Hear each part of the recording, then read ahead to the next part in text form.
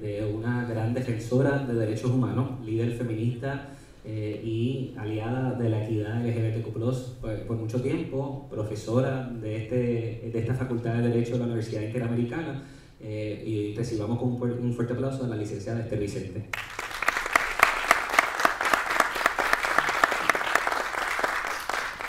Y en segundo lugar, ya pues lo han visto esta mañana, pero también en esta ocasión viene con su sombrero de profesional de la salud mental y es nuestro director ejecutivo de Weisas de Puerto Rico, el doctor Wilfred Labiosa.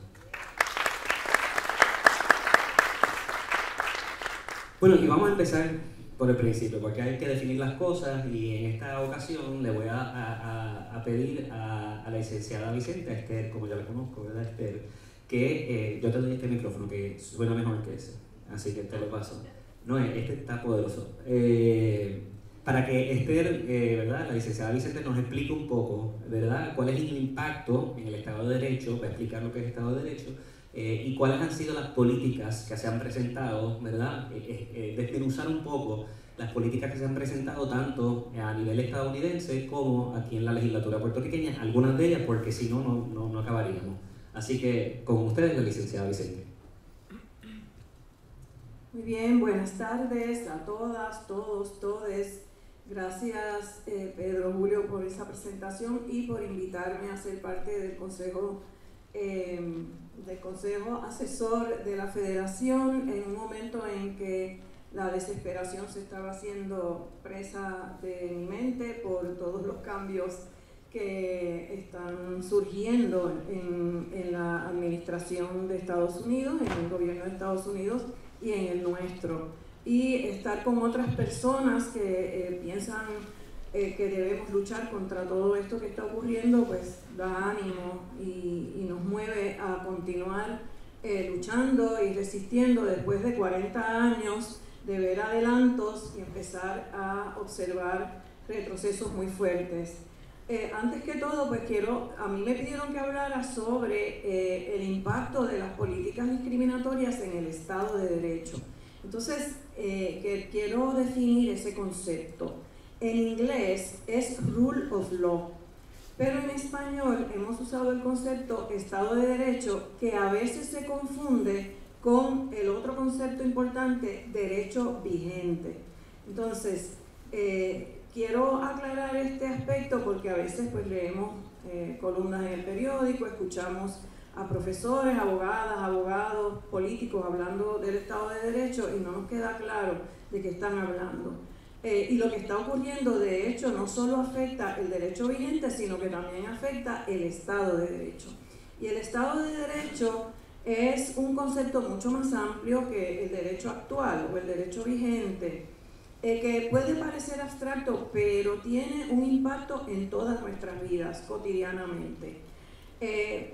Este concepto, ¿verdad?, de Estado de Derecho se ha definido por diversos escritores, juristas, fundamentó la Constitución de Estados Unidos, los fundadores de esa Constitución y de la nuestra lo han usado. ¿Y qué quiere decir? ¿Cuáles son los elementos que componen el Estado de Derecho? Para empezar, se trata de que una sociedad democrática y basada en el respeto a los derechos humanos tiene que cumplir con una serie de elementos. Para empezar, tanto los funcionarios gubernamentales como los actores privados deben cumplir con la ley, deben respetar las leyes. Ese es uno de los primeros fundamentos. No se permite que los funcionarios del Estado, sea el ejecutivo, el legislativo o el judicial, violenten las leyes. Un segundo elemento es que exista un sistema gubernamental que establezca restricciones a los poderes del gobierno para evitar el engrandecimiento de cualquiera de los componentes del Estado. Como ustedes saben, en la Constitución de Estados Unidos y la nuestra se estableció como una sociedad dividida por 3 poderes gubernamentales. Pues la idea es que ni el Ejecutivo, ni el Legislativo, ni el Poder Judicial se engrandezcan y se conviertan en un poder autoritario, sino que haya un balance un sistema de pesos y contrapesos entre el Ejecutivo y el Legislativo. Por eso pues algunas acciones del Ejecutivo tienen que pasar por aprobación del Senado o del Senado y la Cámara. Por eso las leyes que aprueba la legislatura tienen que pasar por la firma del gobernador o gobernadora y puede no darle la autorización. Así es que esos son sistemas de pesos y contrapesos dirigidos a evitar que uno de esos ramas del poder gubernamental se engrandezca, se convierta en un poder autoritario, ¿verdad? Esto viene de que se quería evitar pues lo que ocurría bajo las monarquías. Así es que está a la base del sistema político y constitucional de Estados Unidos. Otro elemento de este sistema es que las leyes deben ser claras, se tienen que publicar, tienen que ser justas y deben proteger los derechos humanos de todas las personas. No deben discriminar, ¿no? Y que los procesos mediante los cuales se aprueban, se promulgan, se ponen en vigor las leyes sean justos, sean eficientes. Y por último, contar con un sistema judicial, ¿verdad? Un sistema de jueces y juezas que sea independiente, que sea competente, que pueda tomar decisiones incluso determinando que una ley es inconstitucional porque no cumple con los derechos reconocidos en la Constitución o con la estructura y la separación de poderes, por ejemplo, o que una acción del Ejecutivo también es inválida o ilegal. Así es que esos son los elementos del Estado de Derecho. Fíjense que el derecho vigente, las leyes actuales, son parte del Estado de Derecho, pero el Estado de Derecho va más allá. Requiere esa organización de la sociedad que funcione de manera tal, como repito y lo sigo repitiendo porque es un peligro que estamos viendo hoy día, de manera tal que no se engrandezca uno de los poderes gubernamentales. Porque cuando en la sociedad hay inestabilidad, hay incertidumbre causada por cambios en las reglas de funcionamiento de las instituciones, cambios que no se hacen de forma adecuada, pues esto afecta a todo el mundo, afecta a las familias, a las comunidades, a las empresas, afecta a las organizaciones comunitarias, a las organizaciones sin fines de lucro, a todo el entramado social. Y muchas de las órdenes que ha emitido el presidente de Estados Unidos a partir del 20 de enero de este año tienen la virtud o realmente la falla de que rompen con algunos de los aspectos del Estado de Derecho como lo hemos definido y como se supone que está a la base de esa sociedad, de la sociedad de Estados Unidos y de la nuestra, en base a nuestra Constitución y también a la obligación que tenemos de cumplir con la Constitución de Estados Unidos, pues por la relación política y legal que tenemos con ellos. Así es que en este sistema la Constitución es la ley de mayor jerarquía. Para enmendar la Constitución, aquí pues se requiere un proceso que debe iniciarse en la Asamblea Legislativa y consulta al pueblo, y en Estados Unidos para enmendar la Constitución pues también hay un proceso que requiere la participación de los estados, ya sea sus legislaturas o convenciones constituyentes o convenciones que se llamen en los estados. Así es que ningún juez puede enmendar la Constitución, ningún presidente puede enmendar la Constitución, ningún gobernador aquí en Puerto Rico, ni la Asamblea Legislativa. Si se quiere cambiar alguna de las disposiciones de la Constitución, pues hay que hacer el proceso que la propia Constitución establece. Así es que pues lo que ha ocurrido en Estados Unidos es que a partir del 20 de enero y de las más de 200 órdenes ejecutivas que ha emitido el presidente de Estados Unidos, muchas de estas órdenes afectan derechos constitucionales establecidos en la Constitución, establecidos mediante la jurisprudencia, ¿verdad?, que interpreta la Constitución, y muchas son discriminatorias.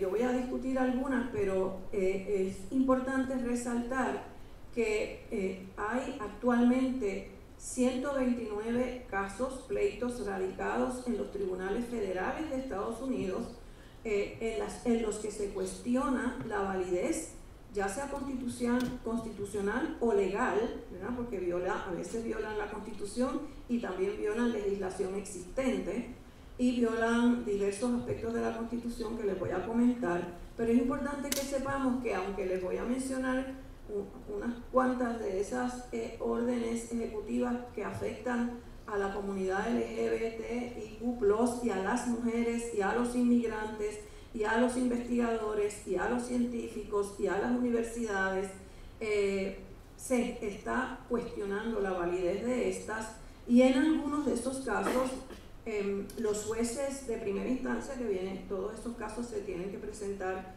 en la Corte Federal, porque se presentan contra el gobierno federal, contra el presidente o alguna agencia federal. Los jueces federales de distrito, que viene a ser la primera instancia, muchos de estos jueces han emitido órdenes de interdicto paralizando la ejecución de esas órdenes ejecutivas. Y les voy a mencionar, pues, de las que tienen que ver con los temas que estamos trabajando acá, les voy a mencionar algunas. Hay un asunto que también quiero mencionar, y es que algunos de los jueces han emitido órdenes de aplicación nacional, es decir, han ordenado paralizar la ejecución de algunas de estas órdenes a nivel de toda la nación. El presidente Trump ha acudido, y el Departamento de Justicia, al Tribunal Supremo de Estados Unidos y ha planteado que los jueces federales no tienen autoridad para emitir órdenes de aplicación nacional. Fíjense que esto es una norma, una doctrina, que es la doctrina vigente actualmente. Los jueces federales pueden emitir interdictos específicos sobre una acción en particular, pero también interdictos de aplicación nacional. Y esto es importante cuando estamos hablando de derechos humanos, de derechos constitucionales, de discrímenes, porque si se permite que en un estado un juez paralice una orden que afecta a los derechos LGBTIQ+, y no se paralizan en otro estado, pues se rompe con el requisito de uniformidad de aplicación de los derechos constitucionales. Entonces, desde el gobierno federal. Si es que ese caso está actualmente ante el Tribunal Supremo de Estados Unidos. Más adelante Pedro nos va a preguntar sobre qué hacer, y una de las cosas importantes que hacer es también ir pensando en los litigios que tenemos que presentar.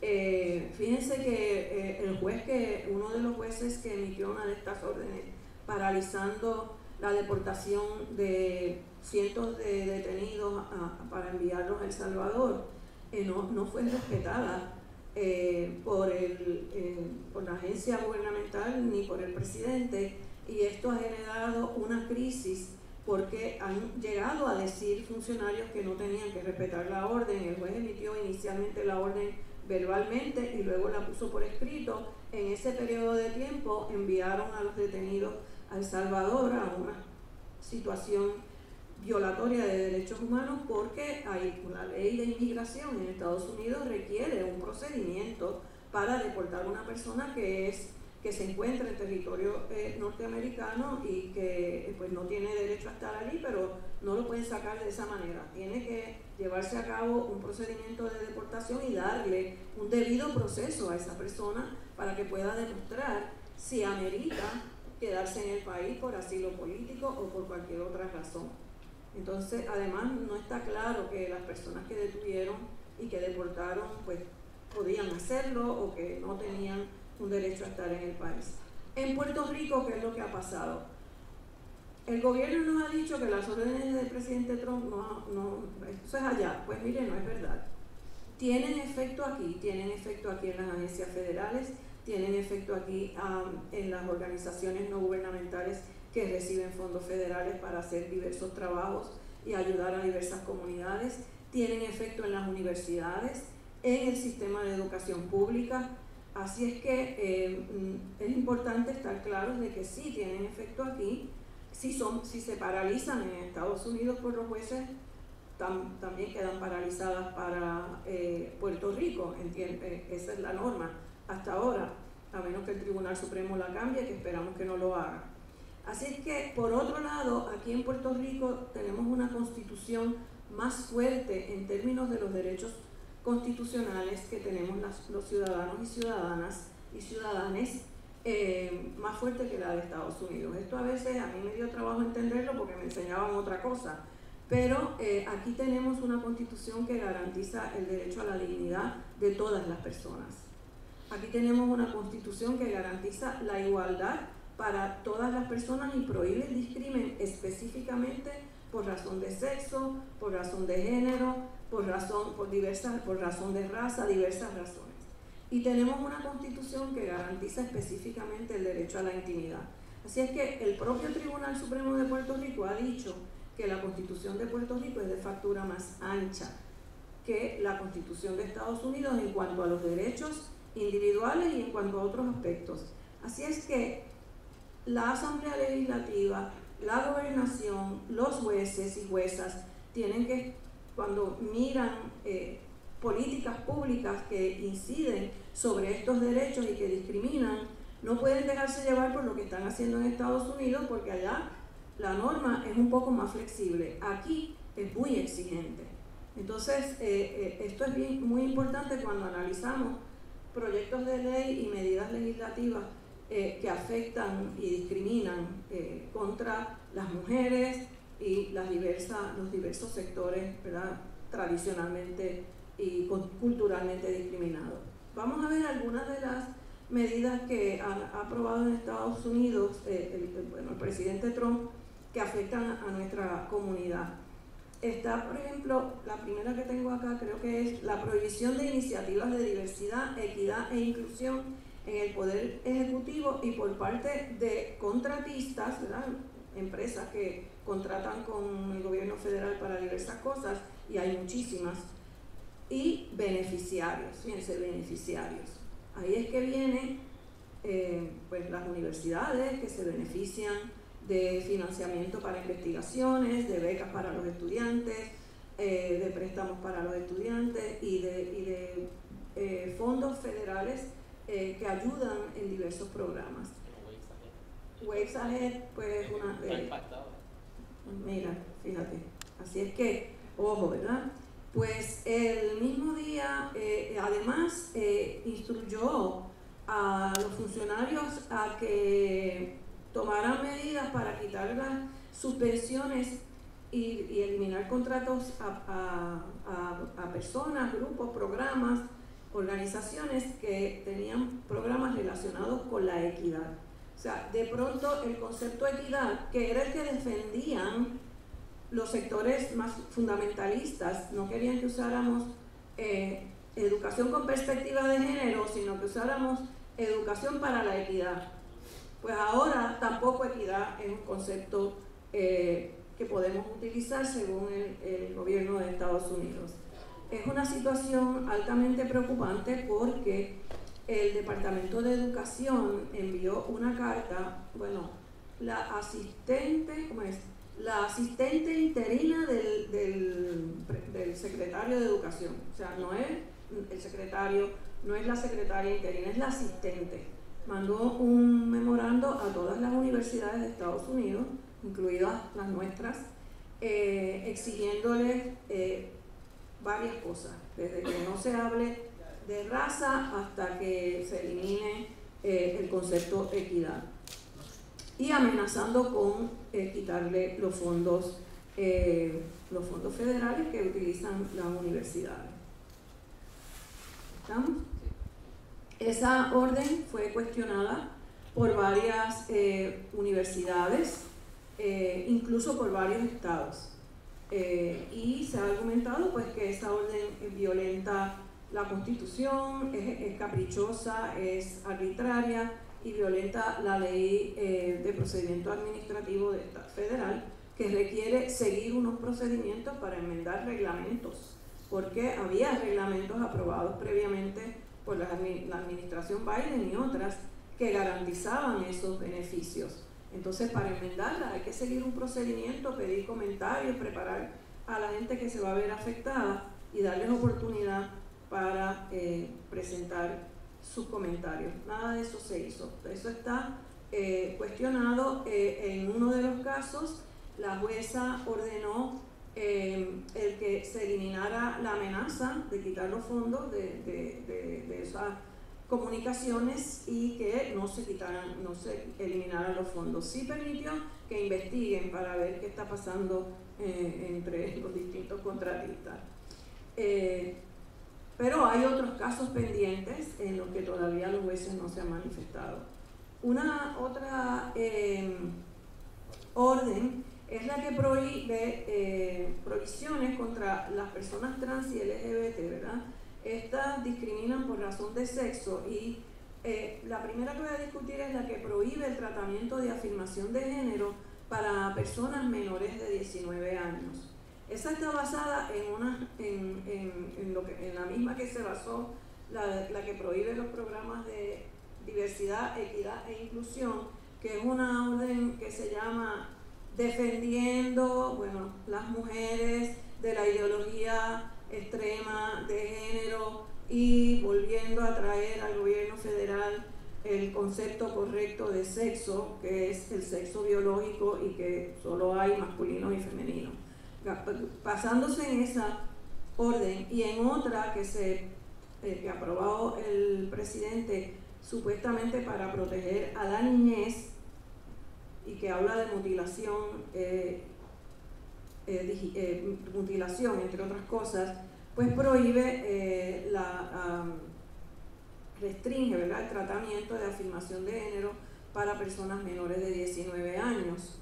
Dejó sin cobertura médica del seguro médico que proporciona el gobierno para la atención de ese tipo de tratamiento y detiene la financiación federal a las instituciones que promueven la llamada ahora ideología de género.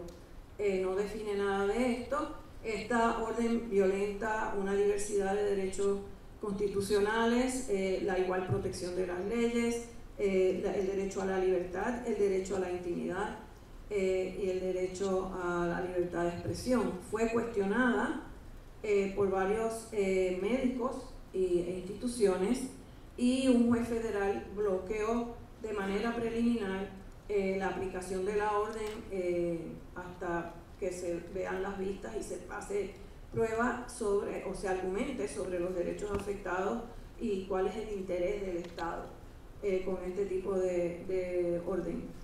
Hay varias otras relacionadas con las personas trans, los voy a mencionar rápidamente, pero todas esas órdenes están basadas en un sentimiento de hostilidad hacia la comunidad trans, hacia las personas trans. Y ya el Tribunal Supremo de Estados Unidos hace varias décadas había resuelto en el caso Romer versus Evans que ese no puede ser un interés legítimo del Estado. El Estado no puede legislar basándose en hostilidad hacia un sector poblacional. Así es que ese es el planteamiento que se ha hecho en cuanto a esa orden que les comenté, de igual forma a la prohibición a mujeres transgéneros de participar en los deportes de mujeres. Esa está basada en la primera que les comenté y en una que se llama Keep Men Out of Women's Sports. Esta también ha sido cuestionada por jóvenes adolescentes porque viola también o violenta el título 9 de la Ley de Derechos Civiles, que ese es la porción de la Ley de Derechos Civiles que tiene que ver con los derechos de las personas a no ser discriminadas y a no sufrir situaciones de violencia en los centros de educación, ¿verdad? Prohíbe el discrimen en la educación. Entonces se ha planteado que violenta esa ley, que violenta la Ley de Procedimientos Administrativos Federal y los derechos, obviamente, como les he mencionado, a la igual protección de las leyes. Es una acción, plantea ultra vires, que quiere decir contraria a la autoridad que tiene el presidente para aprobar órdenes ejecutivas, porque no puede, mediante una orden, enmendar una ley. Para enmendar una ley hay que acudir al Congreso, presentarle un proyecto de ley, discutirlo, analizarlo, dar oportunidad a la comunidad y entonces si si se aprueba por Cámara y Senado y la firma el presidente, o en nuestro caso el gobernador, pues se enmienda a la ley, pero no por orden ejecutiva. En ese caso, una ley similar de un estado había sido cuestionada por dos jóvenes adolescentes, atletas, y el juez había paralizado la ejecución de la orden de la ley estatal. Entonces se ha unido ahora al pleito y se ha pedido la paralización de esta orden ejecutiva por los mismos motivos. Otra orden es la prohibición de que individuos transgéneros sirvan en el ejército. Precisamente anoche, mientras yo estaba preparando mis notitas, salió una opinión de una jueza latina del Tribunal de Distrito para el Distrito de Columbia, creo que es de origen de Uruguay, declarando inconstitucional esta ley, esta orden ejecutiva que prohíbe a las personas transgénero participar, servir en el ejército de Estados Unidos. Y pues las razones que expone la jueza pues son, acoge, ¿verdad?, los planteamientos que habían hecho varios personas, miembros del ejército interesadas en participar en el mismo, de nuevo que plantearon la violación de la igual protección de las leyes que el gobierno federal tiene que cumplir conforme al debido proceso de ley de la Quinta Enmienda y los estados por la 14ª, y planteando, la jueza acogió ese argumento de que esas órdenes, especialmente la que estaba considerando ella, está basada en un sentimiento de hostilidad que nunca puede ser un interés legítimo del Estado. Así que esa también está paralizada. Todas esas órdenes de paralización, órdenes judiciales de paralización de la implantación de las órdenes ejecutivas del gobierno Trump o del presidente Trump, son apeladas por el presidente mediante sus abogados y el Departamento de Justicia, y eventualmente llegarán al Tribunal Supremo. Todas ellas, el Tribunal Supremo ya estableció esta norma de que la hostilidad no puede ser un interés legítimo del Estado al legislar, así es que tendrían que revocar Romer versus Evans. Y otra orden es la que prohíbe, la que ordenaba el traslado de las mujeres transgénero confinadas en prisiones federales a instalaciones para hombres y prohibía el tratamiento médico de afirmación de género. Se cuestionó por las razones similares a las que ya he comentado, y hay unos casos ante el Tribunal de Distrito Federal del Distrito de Columbia, donde se han emitido órdenes de interdicto temporero, ¿verdad?, que impiden al gobierno transferir a las personas que demandaron y también le impiden interrumpir el tratamiento médico. Así es que todo esto va camino. Algunas de las peticiones del presidente han sido denegadas por los tribunales de apelaciones, como la de que no podía el juez emitir una orden de aplicación nacional, y eventualmente tendrá que resolverlas el Tribunal Supremo. Por eso es tan importante también que se mantenga un reclamo ante los tribunales, los jueces, las juezas, de que tienen que ser independientes, imparciales, neutrales es difícil ser, pero hacer un esfuerzo para ser imparciales y garantizar los derechos constitucionales. Hay otra serie de medidas que no voy a discutir, pero por ejemplo, contra las personas inmigrantes se han emitido una multiplicidad de órdenes que afectan desde el derecho al nacimiento, a la ciudadanía por nacimiento, que está garantizado en la Constitución, hasta cambios en los procedimientos para llevar a cabo las deportaciones, etcétera. No las puedo discutir todas. Hay cerca de 20 casos ya planteados ante los tribunales, y la orden que tiene que ver con la ciudadanía por nacimiento está paralizada actualmente. Y bueno, directamente va para el Tribunal Supremo este planteamiento. También, como les dije, hay una serie de órdenes ejecutivas que son discriminatorias contra los investigadores y las investigadoras y les investigadores, contra los científicos, paralizando financiamiento a grandes instituciones universitarias que tienen proyectos de investigación de medicina para atender el asunto del cáncer, de salud de todo tipo.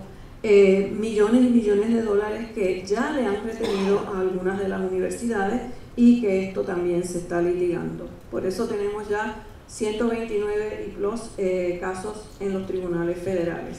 Aquí en Puerto Rico, rápidamente, la Asamblea Legislativa no se ha quedado atrás, no todas, algunos pues ya vieron aquí unas compañeras pues que están acompañándonos en nuestros reclamos, pero pues tenemos el proyecto del Senado 1 sobre supuestamente libertad religiosa, pero realmente es libertad para discriminar, que permitiría a una persona en el espacio público o en el espacio privado negarle servicios a una persona porque de alguna forma el ser de esa persona es contraria a las ideas religiosas o a las creencias religiosas del llamado a prestar el servicio. Fíjense que es empleo público, y el empleo público incluye desde hospitales hasta los sescos, hasta la policía. Me pregunto si también los jueces que se nieguen a divorciar a la gente porque son de una iglesia que no permite, una creencia que no permite el divorcio, por ejemplo, o a otras cosas. Y el empleo privado, pues la empresa privada maneja una multiplicidad de asuntos cotidianos con los que tenemos que entendernos, ¿verdad? Desde hospitales, clínicas, farmacias, venta de todo tipo de artículos que necesitamos y servicios de salud. Ahí es que estamos sumamente preocupados. Esta medida no solo afecta a las personas LGBTIQ+, también afecta a las mujeres, también afecta a las personas inmigrantes, también afecta a las personas budistas, a las personas judías, a las personas que practican el espiritismo, a cualquier persona que quien está allí para dar el servicio le vea diferente, le vea algún símbolo de que, no, este parece que es babalao, o lo que ellos quieran pensar, no le doy el servicio. Es increíble que hayamos llegado a esto. Y la otra medida grave, hay otras dos. Una tiene que ver con el acceso al aborto para las mujeres jóvenes, las mujeres de 16 años en adelante. El proyecto de ley menciona 15 años, no provee, como se exige, una posibilidad de que si le exige a cualquier centro que provee servicios de terminación de embarazos que informe a la policía, informe a las autoridades que ha habido una violación, porque la persona es menor de 16 años, y además que para poder proceder a terminar el embarazo cuente con el consentimiento de uno de sus progenitores o tutor, cuando muchas veces es al interior de la familia donde se ha causado ese embarazo no deseado, y no provee un mecanismo para que la persona pueda obtener el consentimiento de otra manera, y de hecho muy difícil para una joven menor de, una persona embarazada, gestante, menor de 15 años, poder agenciarse el permiso de alguna otra manera. Así es que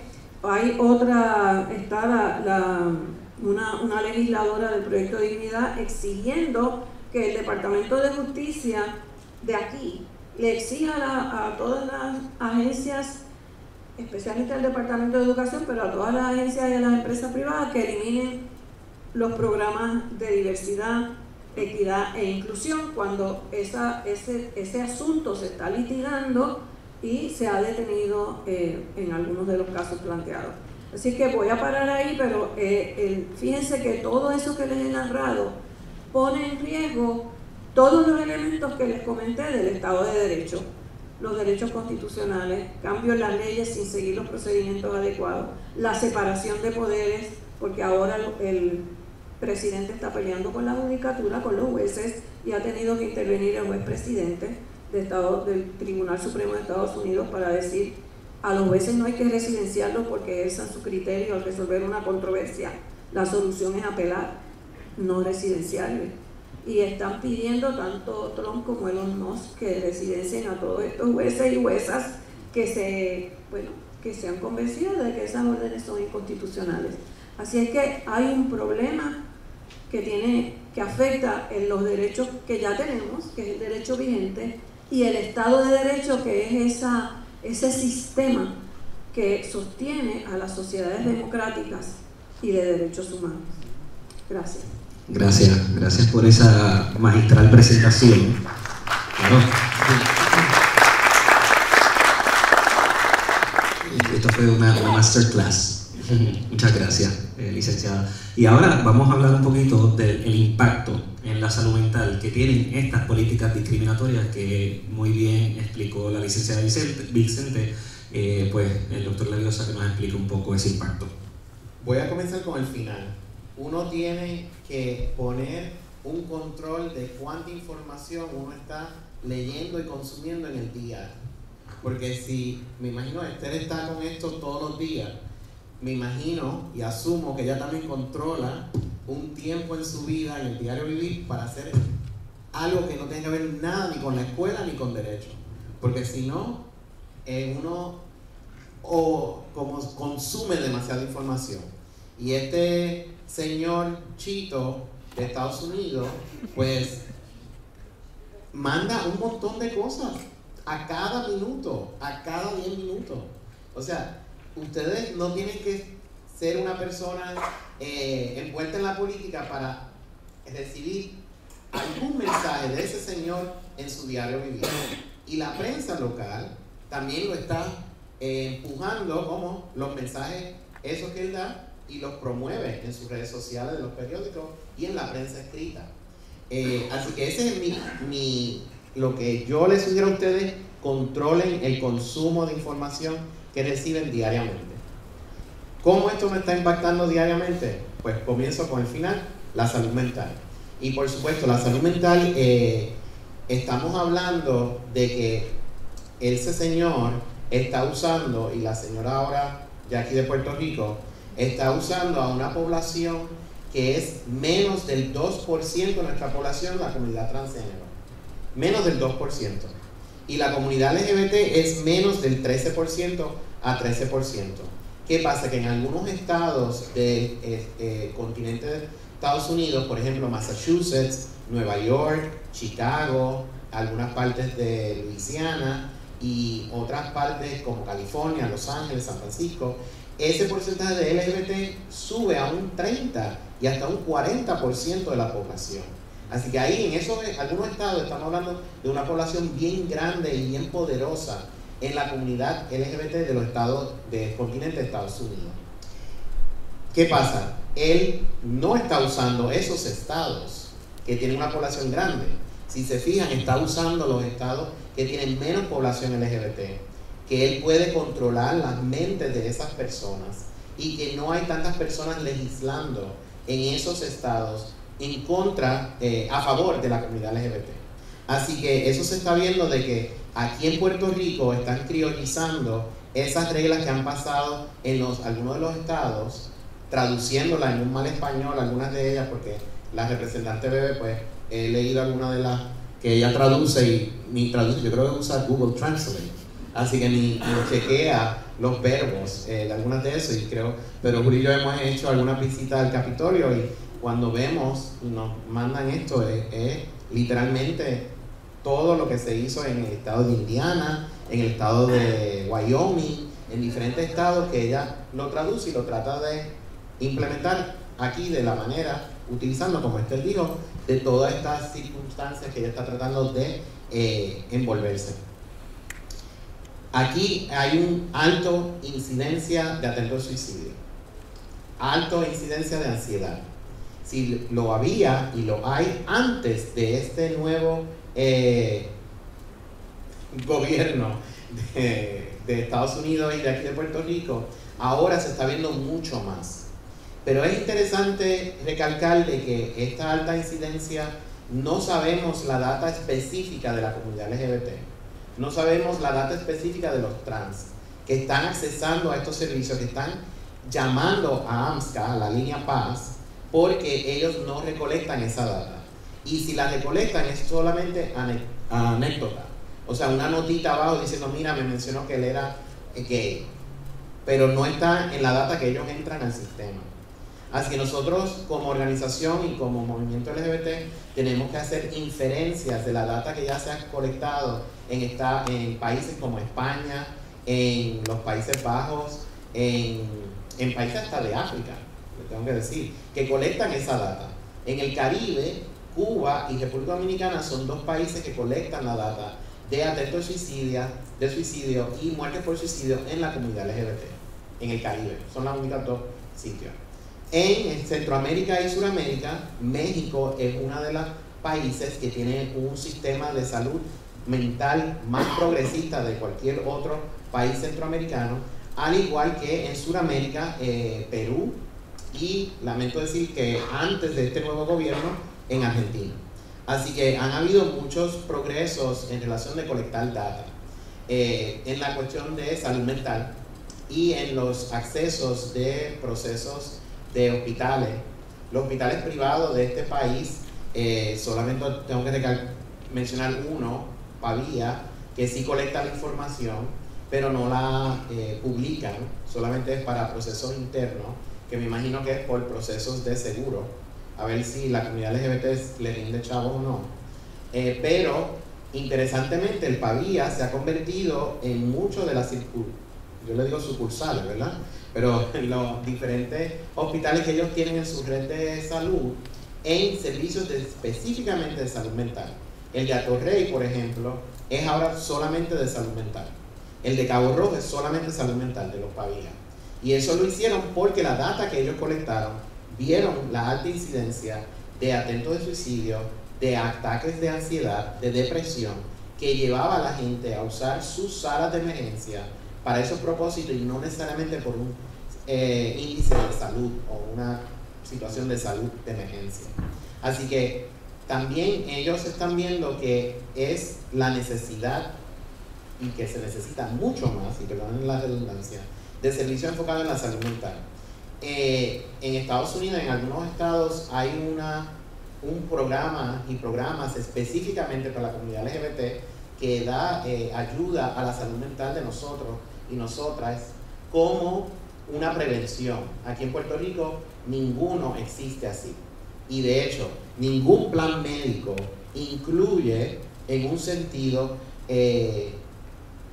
cláusulas en relación a si tú eres una persona que ha sufrido de depresión toda tu vida, que te puedan extender la cantidad de sesiones que te pueden brindar. O si tú estás medicado con una medicina psicotrópica, que te puedan dar sesiones ilimitadas. Eso no existe en ningún plan aquí en Puerto Rico. Se estaba abogando por eso, pero nunca se logró. Y por ende, estamos en una crisis de salud mental en este país, no solamente por el plan médico, los planes médicos privados, pero también el público, que no lo cubre. Así que, y vamos a seguir el diálogo, pero creo que nosotros tenemos que también abogar por cuidar de nuestra salud mental, tal como nos cuidamos con nuestra salud física. Yo siempre escucho a la gente diciendo, me tengo que cuidar mi diabetes, mi nivel de presión, pero nunca veo, tengo que cuidar mi salud mental. Eso es rara la vez que lo escucho. Y por ende que hemos desarrollado un sinnúmero de servicios auxiliares en Ways Ahead, porque no solamente brindar sesiones de salud mental, pero también yoga, meditación, sesiones de mindfulness, sesiones de musicoterapia, sesiones de arte creativa. Ahora vamos a seguir brindando lo de horticultura. Así que tenemos que estar brindando nuestra diversidad y también expresar y cuidar de nuestra salud mental, tal como cuidamos nuestra salud física. Gracias, Wilfred, por esa introducción, ¿verdad?, a cómo impacta estas acciones discriminatorias en nuestra salud mental. Quiero preguntarte, Esther, ¿cómo nosotros podemos proteger los derechos adquiridos? Es una pregunta porque, obviamente, hasta la decisión de eliminar Roe v. Wade, pues había una manera que había un derecho constitucional al derecho al aborto, y eso se eliminó. Ahora es un derecho que está bajo los estados. Así que en Puerto Rico, ¿cómo podemos proteger los derechos adquiridos, ¿verdad? Entiéndase el matrimonio, la adopción, el aborto, entre otros? ¿Cómo podemos proteger eso aquí, en este momento? Sí, gracias. Yo quisiera pasar una otra, pero si quieren la pasamos más adelante.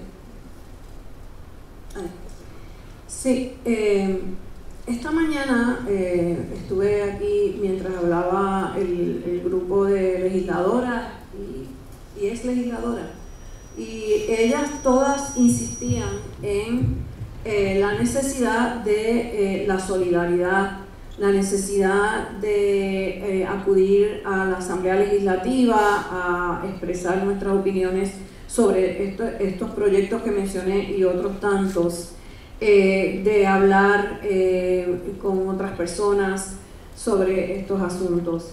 Yo creo que tenemos que defender los derechos que ya tenemos en la calle, en la Asamblea Legislativa, en los tribunales. Fíjense que en Estados Unidos el hecho de tener organizaciones sin fines de lucro o algunas atadas a universidades que brindan servicios de defensa de los derechos constitucionales ha sido pues, importantísimo, y estamos preparadas.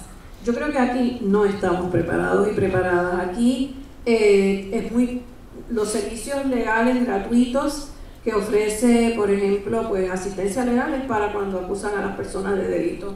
Servicios Legales de Puerto Rico es una corporación que en un momento dado tenía muchísimo presupuesto y tenía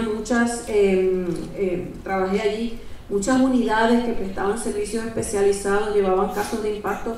Todo eso se fue recortando y no pueden llevar, por ejemplo, excepto que tengan pues un cliente que su salud se le haya negado el servicio de salud, quizás podrían entonces representar a ese cliente, pero los proyectos de clase, que son los que se necesitan, así es que no nos pueden llevar. Así es que necesitamos fortalecer esas organizaciones que prestan servicios legales en casos de derechos constitucionales, de litigio de derechos civiles. El Colegio de Abogados y Abogadas se le ha planteado la importancia de quizás crear una comisión. Tiene varias comisiones, pero expertos en litigio.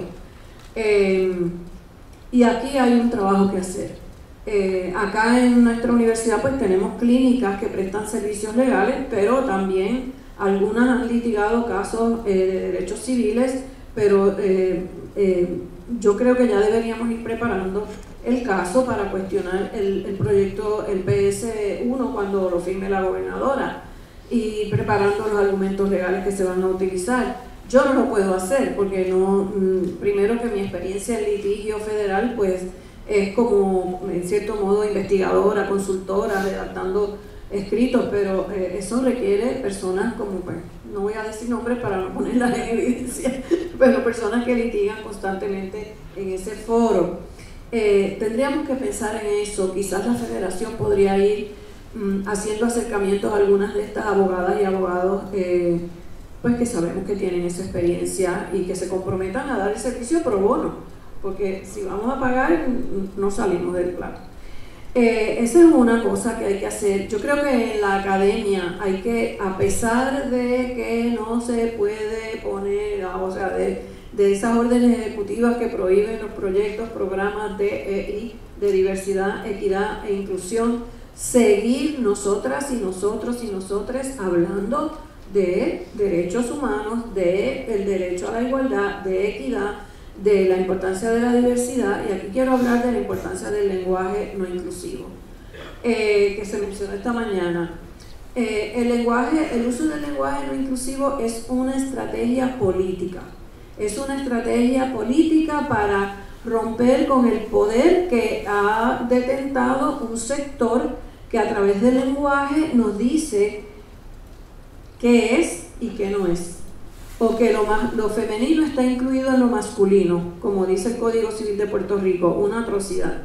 cuando ya hemos aprendido muchísimo de que eso es un acercamiento androcentrista, ¿verdad? Que coloca al hombre varón como representante de la humanidad, cuando hay tanta diversidad entre nosotros y nosotras. Así es que yo sí entiendo que el uso del lenguaje inclusivo es una estrategia política. No todo el mundo tiene que seguirla, pero yo la voy a seguir utilizando. Hay distintas formas de usar lenguaje inclusivo. Podemos incluir el uso de la E, como cuando decimos todos, todas y todes, o podemos hablar de las abogadas y los abogados, las estudiantes y los estudiantes, o buscar conceptos que sean neutrales, ¿verdad? Usted, si no le gusta la E, que a alguna gente no le gusta, pues busque otra manera de ser inclusivo. Y eso es parte de esa resistencia. ¿Qué nos toca hacer? Nos toca resistir. Pero si cambian, aprueban el PS1, llevamos un caso a los tribunales y lo perdemos, no importa. El litigio nos sirve para hablar del tema, para educar a la comunidad, para concienciar sobre el impacto que tienen esas medidas en las vidas personales, ¿verdad? En las vidas de las personas, y los testimonios sí se pueden presentar tanto en la Asamblea Legislativa como en los tribunales. Y para continuar con sí, esa, sí. pero Esther dijo algo bien importante, que es: no nos dejemos invisibilizar. Ser invisible es lo que ellos y ellas quieren, y como somos los grupos minoritarios nos están atacando a todas y todes, hay que unirse más con las otras causas. Siempre me encanta cuando tú, Perulio, dice no soy mujer, pero soy feminista. Exacto. No soy visiblemente negro, pero soy antirracista. Y esa manera es de inclusión de los grupos que tratan de invisibilizar, unirnos más. Y así, unirnos más, sabemos que no estamos solos y que tenemos a otra persona sufriendo y padeciendo similar a lo que nosotros estamos padeciendo.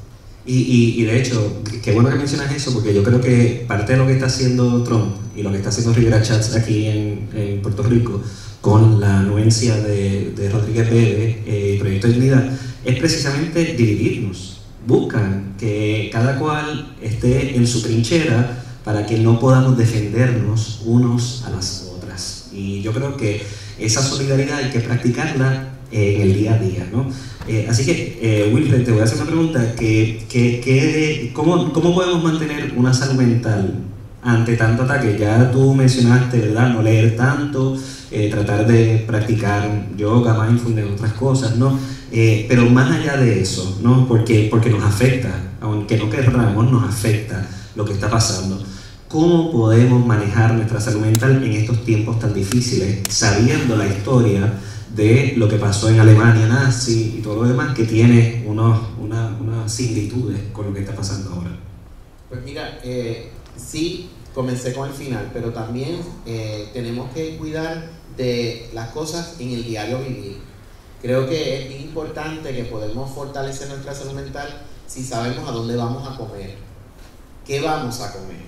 En un estudio que nosotros hicimos 2 años atrás con la comunidad adulta mayor viviendo con VIH de más de 50 años, los resultados hasta algunas veces me da pena compartirlo, porque en verdad este gobierno ha gastado tanto dinero supuestamente en este segmento de la población, pero 2 de cada 5 personas no saben qué van a comer ese día. Cuando Ryan White, ese título de Ryan White, ha dado millones de dólares para comer, pero esos individuos que se contestaron eso, y fueron más de 400 y pico de personas en Puerto Rico, en toda la isla, por lo menos tuvimos a 1 o 2 representantes de cada municipio, no sabían qué van a comer esa noche. Eso da pena, impacta la salud mental. Así que primeramente uno tiene que estar cuidándose de nuestro alimento, que consumimos, nuestro estatus de VIH, también nuestra vivienda. O sea, ese mismo estudio que también brinda estos certificados, el departamento de cada municipio tiene estos certificados para personas viviendo con VIH de bajos recursos, y que 2 o 3 de cada 10 no tenía un sitio de vivir. O sea, eso impacta nuestra salud mental. Así que primeramente, para cuidar nuestra salud mental tenemos que ver qué techo tenemos encima de nosotros, qué nos cubre. Que si nosotros no tenemos una familia biológica, vamos a crear una familia escogida, una familia que nosotros consideremos familia, hermana, hermano, primo, prima, lo que quieran decir el título, pero que sean unas personas que estén con ustedes a través del proceso. Alimentar no solamente nuestra mente y nuestro espíritu, pero también nuestro estómago, ¿verdad? Y cuidarnos nuestra salud física, porque si usted sufre de diabetes, lo más probable es que su salud mental va a estar siendo impactada, que va a tener un alto índice de ansiedad, que va a estar un sinnúmero de circunstancias que le va a impactar su salud mental. Si tiene MS, si tiene problemas del corazón, va a impactar su salud mental. Así que es importante que, y entiendo que quizás también el dinero para pagar los medicamentos no le da suficientemente en el diario, cuide de esa medicina, porque es importante tener las medicinas necesarias para uno poder cuidarse. Muchas personas preguntan en Weisager por qué nosotros estamos fuera de San Juan, que por qué nosotros nada más nos enfocamos en San Juan, y siempre la respuesta es la misma: ¿por qué no estar fuera de San Juan? Hay gente que vive fuera de San Juan, y hay gente allá en los otros municipios que están sufriendo mucho más que esos de San Juan. De hecho, copié los 10 municipios con más alta incidencia de depresión y atento de suicida, y muertes por suicidio en el 2023. Los primeros 10 municipios son Vieques y Culebra, porque los ponen juntos, el Departamento de Salud. Esto es data de salud. Hay Bonito, Barranquitas, Naranjito, Corozal, Orocovis, Yauco, Maunabo, Lajas y Jayuya. Estos son municipios. San Juan no está ni mencionado en esta data del Departamento de Salud. Y el Departamento de Salud no publica esto al público en general. Está en su website. Y de hecho, después de yo imprimirlo, alguien me sugirió: ve a los websites, imprime todo lo que tú quieras, porque después de las elecciones esto los van a borrar. Y yo dije: por favor, o sea, la persona que me lo sugirió, yo dije: no.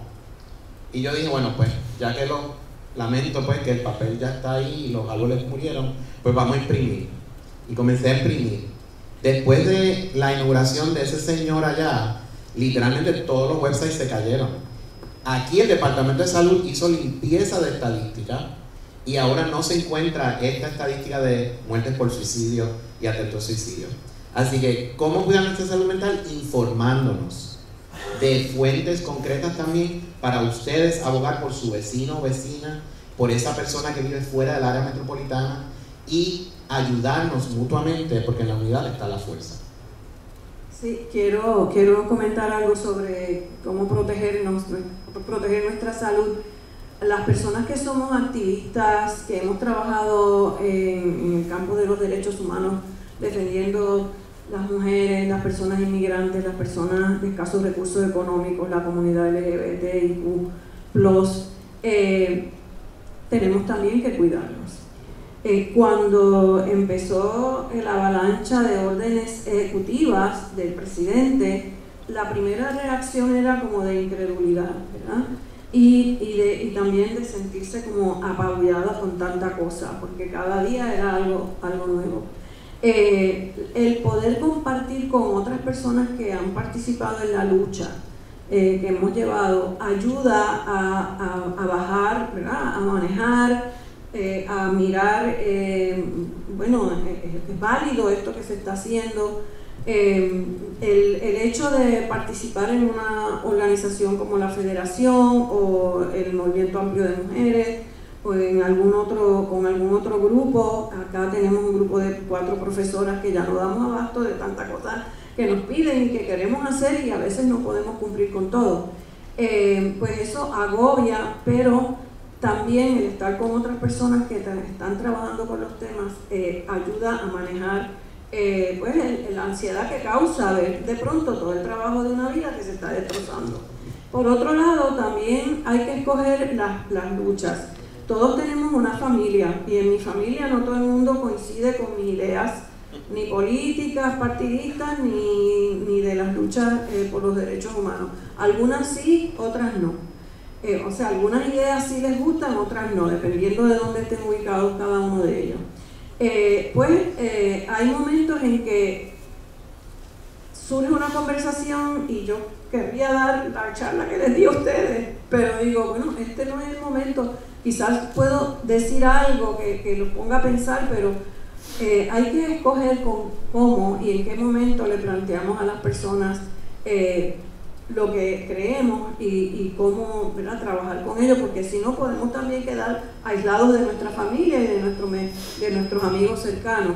Una cosa también que yo estoy haciendo es que participo en un grupo de mujeres, yo soy de las más jóvenes, un grupo de lectoras, y ellas escogen, ¿verdad?, cada quien escoge los libros. Cada libro que yo he escogido les ha dado un trabajo inmenso porque yo escojo como libros complicados.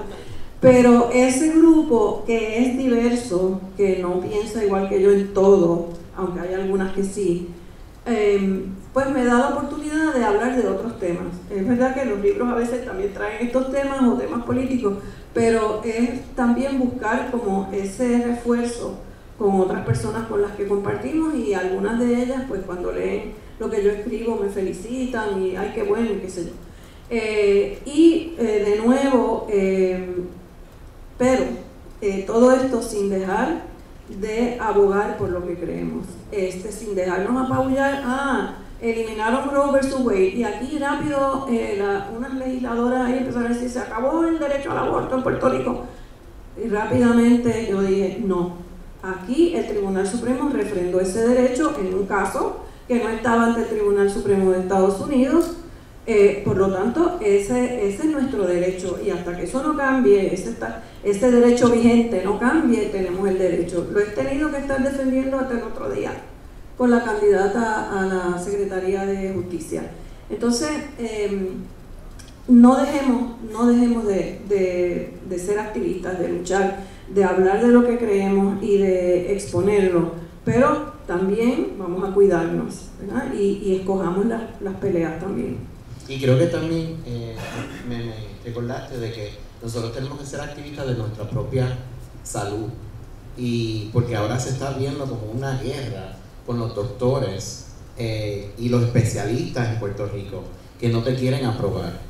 Conozco de casos que han venido al centro diciendo no me aprobaron este estudio, no me aprobaron esto, pero es necesario porque sé que me está pasando algo.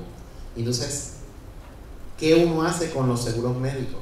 Que en verdad casi todos son una basura. Creo que este año no tenemos uno, ¿verdad? Okay, cool. Así que puedo hablar. En octubre era nuestro sponsor, pero ahora no es nuestro sponsor esta vez. Así que, pero en verdad todos los planes, y uno se ríe, ¿verdad? Pero es triste que ningún plan de salud aquí en este país nos rinde lo que necesitamos todos. Nuestras hermanas y hermanos trans, no, vamos a comenzar con ellas, nada que ver. Si es 30% por blockers y por los bloqueadores y por las hormonas, eso es mucho. Pero por ahí sigan. Entonces, la comunidad gay, hombres también. Me recuerdo que cuando yo me mudé aquí en el 2014 y yo pregunté por PrEP, en el 2014 me decían, ¿qué es eso? Tú no necesitas eso. Y ahora, aunque está mal la publicidad al respecto, todavía hay algunos doctores que dicen, eso tú no lo necesitas. Así que hay que educarnos nosotros mismos para entonces poder educar a nuestro hermano o hermana de la comunidad y entonces abogar mutuamente. Muchos saben pues que mi mamá, me mudé aquí por cuidar a mi mamá, y mi mamá iba a un neurólogo, que cuando yo entré, y yo soy un nurse practitioner en Estados Unidos, y cuando entré al neurólogo, él dijo, no, tú eres el hijo, tú no tienes que estar aquí. Y yo, hello. No, ella siempre entra con tu tía. Y yo, pues mi tía es mi tía y yo soy el hijo y yo voy a entrar aquí. Y tuve que votar a ese neurólogo, y mi familia decía, ¿cómo puede ser el único neurólogo? Y yo dije, por favor, encontré otro neurólogo. Uno tiene que abogar por sí mismo para uno tener una paz mental, porque si no, estos doctores te vuelven histérico y te dan mucha más ansiedad. Siempre aplaudo a Pedro Julio porque cuando él vivía en Cabo Rojo encontró un doctor de cabecera buenísimo, y ahora que te mudaste de nuevo para acá, también porque tú abogas por tu salud. Y eso es algo que tú aplicas de lo que haces en la calle a tu propio cuidado médico y mental también. Así que eso es importante y tenemos que tener orgullo Tenemos que cuidar nuestra salud mental como cuidamos, doctor. Mucha gente dice, ay, estoy viendo a un psicólogo en el centro, y yo, no, dilo y compártelo, porque ¿para qué? No podemos tener miedo. Mis terapistas me salvaron la vida, así que eso tengo que decirlo. Estamos ya en los minutos finales, pero quiero dar oportunidad si alguien tiene alguna pregunta que se pueda acercar a alguno de los micrófonos para hacerla. Adelante, Josué. Pero quiero rescatar, antes de que llegue José al micrófono, que se dijo esta mañana, tú lo mencionaste, lo mencionó Wilfred de alguna manera, la lucha también puede ser alegre, la lucha también, tenemos que rescatar el derecho a ser felices.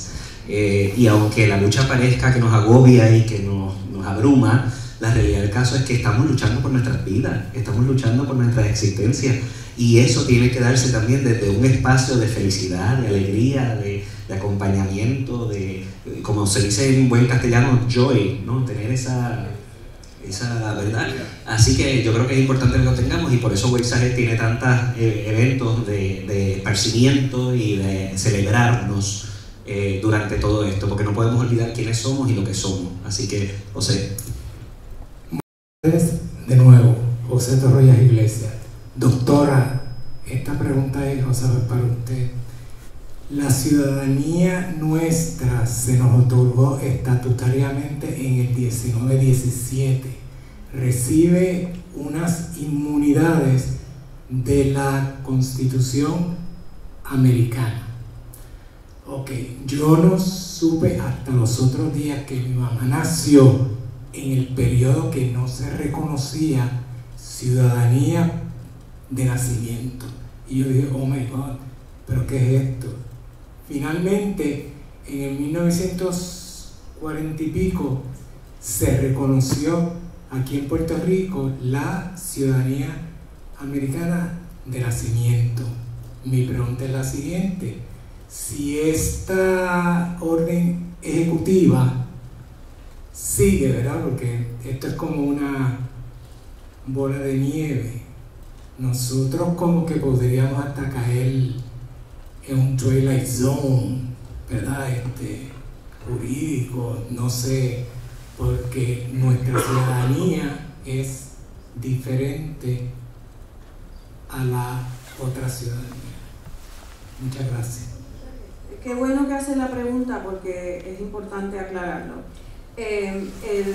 La 14ª enmienda de la Constitución de Estados Unidos garantiza que toda persona nacida y naturalizada en Estados Unidos tiene ciudadanía de ese país. Esa es la 14ª enmienda, ¿verdad? Es la ciudadanía, digamos, constitucional. En el 1917, como él dice, mediante una ley del Congreso, se extendió la ciudadanía a todas las personas que residían en Puerto Rico y que nacen en Puerto Rico. Esa llamamos que es una ciudadanía estatutaria, pues porque no está dispuesta así en la Constitución, pero está por ley. Tenemos esa ciudadanía, ya la tenemos, son derechos adquiridos los que ya hemos nacido aquí en Puerto Rico. Así es que tenemos esa ciudadanía, no nos la pueden quitar. ¿Podrían quitarla hacia el futuro? Bueno, la orden ejecutiva de Trump lo que dice es que no se reconocerá la ciudadanía a los hijos de personas indocumentadas que nazcan en Estados Unidos.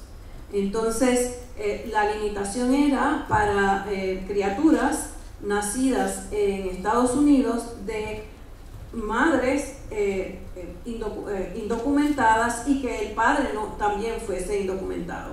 Así es que no nos aplica esa orden ejecutiva, no tiene que ver con la ciudadanía de Puerto Rico. Tiene que ver con esas criaturas que nacen en Estados Unidos, de personas que están viviendo allí, a veces por muchísimos años, a veces que llegaron con estas oleadas de inmigrantes que lograron entrar a Estados Unidos y quedaron embarazadas y tuvieron hijos en Estados Unidos. Si el niño, la niña, el niñe nació en territorio americano, es ciudadano, ¿no? Y si nació en Puerto Rico, es ciudadano. Pero entonces lo que pretende la orden ejecutiva de Trump es eliminar esa ciudadanía por nacimiento y convertir a la ciudadanía por sangre. Es decir, usted tiene que ser hijo de un norteamericano ciudadano para ser entonces ciudadano. Así que esa orden ejecutiva no afecta a la ciudadanía de los puertorriqueños o de las personas nacidas en Puerto Rico, a menos si fuese, porque está paralizada, esa orden está paralizada. Yo creo que es la que menos probabilidades tiene de sobrevivir el ataque constitucional, porque es que la Constitución lo dice, solo que la Constitución dice nacidos en Estados Unidos bajo la jurisdicción de Estados Unidos. Entonces lo que están haciendo los seguidores de Trump, que tiene unos think tanks, tiene unas personas muy inteligentes, muy conservadoras, lo que ellos están diciendo es que no están bajo la jurisdicción de Estados Unidos si están indocumentados. ¿Y cómo los pueden apresar? ¿Y cómo los pueden deportar si no tienen jurisdicción sobre ellos? Eso se cae. Cuando se aprobó la 14ª enmienda y se estableció la ciudadanía por nacimiento, esa coletilla, ese excepto, ¿verdad? Si no están bajo la jurisdicción de Estados Unidos, se refería a hijos, hijes de diplomáticos de otros países, porque los diplomáticos que están en Estados Unidos no están bajo la jurisdicción. Por eso ustedes ven en las películas que dicen que tienen inmunidad, porque no están bajo la jurisdicción de Estados Unidos, siguen bajo la jurisdicción del país que los envió de senador, de cónsules o embajadores a Estados Unidos. Y los hijos de esas personas no son ciudadanos americanos, son ciudadanos del país de donde vienen sus progenitores. La otra excepción se refería a los indígenas aborígenes americanos. Imagínense, la gente que era dueña de aquello allí, pues no era ciudadana. Eso también cambió mediante legislación del Congreso, que sí que le extendió la ciudadanía americana a los hijos de los indígenas o originarios, poblaciones originarias de Estados Unidos. Y la otra era las personas nacidas en barcos de bandera extranjera que estaban anclados en Estados Unidos y nacían allí, pero estaban bajo la bandera extranjera. Esas eran las excepciones que había. Así es que de ahí saltar a que las personas indocumentadas no están bajo la jurisdicción de Estados Unidos es un salto enorme. Y además, ¿cómo se justifica entonces que las puedan apresar, que las puedan deportar, que las puedan dar asilo político alguna, que logren probar, ¿verdad?, que están en peligro si regresan al país de donde vienen? No se sostiene jurídicamente. Así que a mí me parece que de todas esas órdenes, esa es la más débil a nivel constitucional, las otras también. El Tribunal Supremo de Estados Unidos es la última palabra, tiene la última palabra, y está controlado por, la mayoría es de jueces nombrados por presidentes conservadores y 4 por Trump. Entonces hay personas que piensan que van y le dieron inmunidad por todo lo que él haga bajo su autoridad gubernamental. Pero yo creo que hay que yo creo que hay que hacer trabajo con ese tribunal, igual que con el tribunal de aquí, con los jueces de aquí, con los legisladores de aquí, que sepan que la vida de muchas personas está en juego. Gracias, 1.000.000. Acá la última, ¿verdad? Sí, okay. Yo simplemente quería, Manuela, para quien no me conoce, yo simplemente quería traer a colación 2 comentarios que me parecen importantes detallarlos, porque a veces pudiera parecer un contexto sombrío lo que tenemos, ¿verdad? Mas sin embargo, el derecho in naturum, ¿verdad?, el derecho natural de todas las personas, es el derecho que se ejerce en la vida ciudadana. Y sí sabemos que está este Estado de Derecho, sí sabemos de las políticas y las prácticas que se están efectuando en términos de política pública, política social, etcétera, etcétera, política cultural, pero también los activistas actuamos dentro de la política y la ejecución de poder del derecho natural de los seres humanos. Por lo tanto, esos derechos naturales, si yo existo En tanto existo, tengo derecho a existir. Y todo lo que está alrededor de mi existencia es un derecho que nadie me puede decir a mí que no lo tengo, ¿verdad? Entonces, desde ese actuar es que yo encuentro que nosotros como activistas debemos hacer las paces con esa felicidad y ese gozo, que no por nada dijo un poeta que la vida es toda lucha, sino que él se refería cuando nos decía eso, que desde que nacemos sabemos que vamos a morir. Entonces, si yo estoy velando por mi salud y preocupándome por mi salud porque quiero dejar de morir, ¿verdad?, nos va a crear unas ansiedades y unos estrés tan grandes que no nos vamos a movilizar. Y el activista va a llegar un determinado momento en que se tiene que preguntar, es que hasta la vida la puedo poner en juego si es por el bienestar mío y del futuro próximo de mis hijos y descendientes en la humanidad y de este planeta. Porque cuando lleguemos ahí, la felicidad es tal de que tú aportaste a un mejor país, a un mejor estado de derecho, a una mejor humanidad, a una mejor vida. Y entonces ahí se derrumban todas las barreras que puedan crear estas ansiedades de las políticas que van en contra de nosotros. Y segundo, que deberíamos estar preguntándonos cuánto le afectaría al bolsillo que todas las comunidades LGBT digan, pues ustedes nos van a quitar derechos, y como yo no soy ente de derechos, yo tampoco tengo que contribuir económicamente, ni a este país, ni a Estados Unidos. Y yo creo que hay que ir planteando ese discurso, porque a los gringos si algo les molesta es que le quiten los chavos, y a los capitalistas más todavía. Entonces tenemos que aplicar políticas de boicot a las empresas capitalistas que no nos apoyan y a las políticas de los gobiernos que no nos apoyan, porque hasta Milei, por más conservador, cuando le digan que le van a tumbar chavo, créeme que deja de ser conservador. Entonces esas eran las cosas que iba y la medicina natural, por favor. En épocas como esta hay que recurrir a las hierbas, hay que recurrir a las fuentes primarias de salud, porque eso es lo único que nos va a quedar en algún momento, y tenemos el derecho de informarnos de qué químico se sacó o de qué planta se sacó tal químico para nosotros estar bien, porque a veces un tececito te va a hacer mejor que una pastillita. Nada de eso. Sí, entonces, se me olvidó mencionar que nosotros en San Juan tenemos un jardín allí en la parte posterior del edificio, y que tenemos hierbas medicinales, porque damos esos talleres también, y de hecho están grabados en YouTube, en nuestro canal de YouTube están los talleres que hemos hecho durante COVID al respecto, así que están ahí. Y también tenemos un nutricionista, psiquiatra y un naturópata que trabajan con nosotros en la oficina Maunabo, San Juan y pronto en Loíza. Bueno, queremos darle las gracias al doctor Laviosa, a la licenciada Vicente, por un panel extraordinario en estos tiempos tan difíciles.